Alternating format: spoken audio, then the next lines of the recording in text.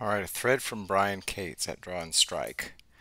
Okay, listen carefully to what Andy McCarthy says in this segment about good faith basis for pursuing a false statement charge.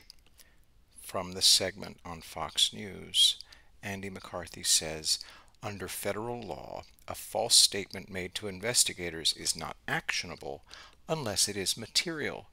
That means it must be pertinent to a matter that is properly under investigation. End quote. Okay, walk through with me what we already know.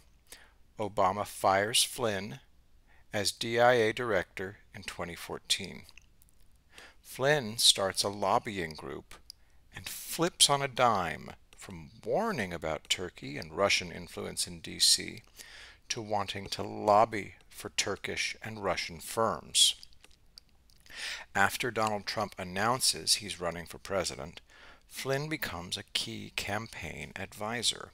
Concurrent to this, the FBI suddenly patches up its troubled relationship with Stephen Halper, and suddenly Halper is being gifted with a rather large contract out of the Department of Defense.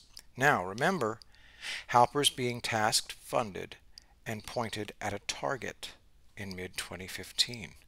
Durham is now investigating those DoD contracts awarded to Halper out of the Pentagon's Office of Net Assessment, ONA, to find out what that money was used for. Stories begin to appear in the news media claiming Flynn is now compromised and is functioning as an agent of the Russian government. Stories based on anonymous leaks claim Flynn shows up in Russia for a dinner at Putin's elbow without having told anyone he'd be there. Then, after Trump wins the election, the anonymous stories being seeded in the news media take a different tone. Now, they center around Flynn supposedly being compromised by a Russian spy at Cambridge during a seminar held there in 2014. Here's the huge problem. The Spygate plotters on the Crossfire Hurricane team have a cover story in place that they can't have removed. They have insisted there was no investigation of Trump and associates for Russian collusion until July of 2016. They can't admit intelligence spooks like Halper were being funded and tasked with creating the Trump-Russia narrative back in 2015, primarily at first to discredit Flynn. Remember, Trump actually winning was a long shot. The primary goal early on, for all of 2015 and 2016 until Trump actually won the election, was to make sure Flynn was absolutely discredited as any kind of national security or intel expert that anybody should be listening to. So, two things the Spygate plotters cannot have revealed.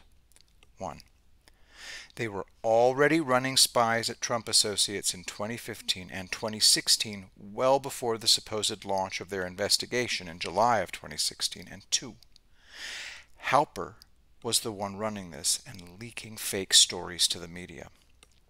For 2 years now, Devin Nunes has insisted the claim none of this started until late July 2016 with Downer's tip about George Papadopoulos is a cover story to hide the truth. They were running a stealth investigation targeting Flynn primarily and then other Trump associates in 2015. Halper is right in the middle of it, but they can't have this come out.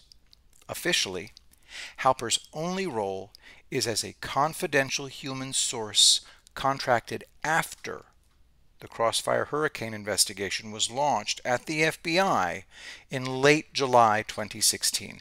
That's the official story, and it's not true. Nunes has known this for going on 2 full years now. And another interesting point Andy McCarthy touches on in his interview, no indictment was ever unsealed, and Flynn was pressured into a plea deal very quickly through threats directed at his son, threats the prosecutors hid from the judge. A secret side deal has emerged. Understand this. The Mueller prosecution team never had to show Flynn the evidence they supposedly had against him that proved he made false statements to Strzok and Piętka during the White House interview. But if Flynn is allowed to withdraw his plea, contrast what we know about the kind of slimy, corrupt stuff the Crossfire Hurricane team and the Mueller Special Counsel was doing back in December of 2017 versus what we now know in late April of 2020. We knew almost nothing about what they'd done in December of 2017. Remember why Van Grack, that's the guy prosecuting Flynn, why Van Grack cannot let this case go to trial if Judge Sullivan allows Flynn to withdraw his guilty plea.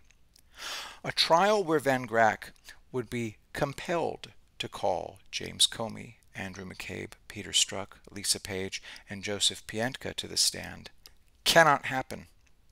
A trial held in early 2018 versus one held now is a completely different proposition, given what has been revealed about these dirty cops in the intervening 2 years. Imagine having to call these people as credible witnesses to prove your case in a courtroom today. An extremely talented prosecutor might have bluffed his way to a conviction in a courtroom 2 years ago. Now, with these witnesses, not a chance.